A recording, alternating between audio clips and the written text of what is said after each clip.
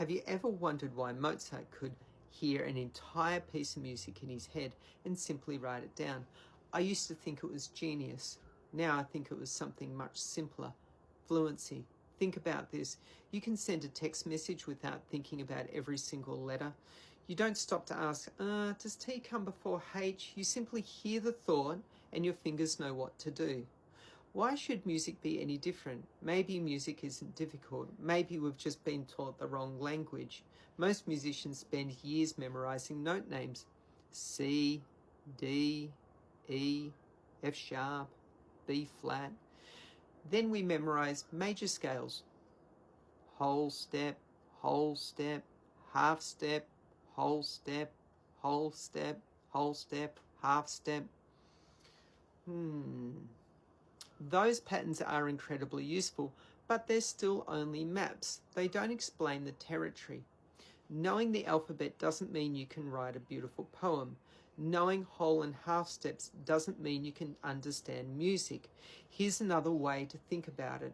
Imagine walking into the kitchen every morning. You open the fridge, you reach straight for the milk, not because you're consciously thinking, that's milk, but because it's always been sitting in the same place. Now imagine someone rearranges the entire fridge overnight. The milk is still there. It just isn't where you expected it. Suddenly you have to search. That's exactly what happens when many musicians pick up a different instrument. On the piano, the milk was always in one place, but on the guitar, it's somewhere else. On a sitar, somewhere else again. So they feel like they're starting over, but music never moved. Only the layout changed. That's why I created the easy key, because music isn't really about note names or whole and half steps. It's about relationships. Every interval has a feeling. Every interval has a purpose. Put those intervals together and they become a musical sentence, a language of emotion. Maybe that's why so many people want to play by ear, not because they want to impress anyone, but because they want to communicate. The real obstacle isn't talent, it's fear. The fear of making a sound someone else might judge. But imagine teaching children to speak that way, correcting every sentence before allowing them to continue. Most of us would never learn to talk. So today, try something different. The next time you hear a melody, don't ask, what note is that? Ask, where does that sound want to go next?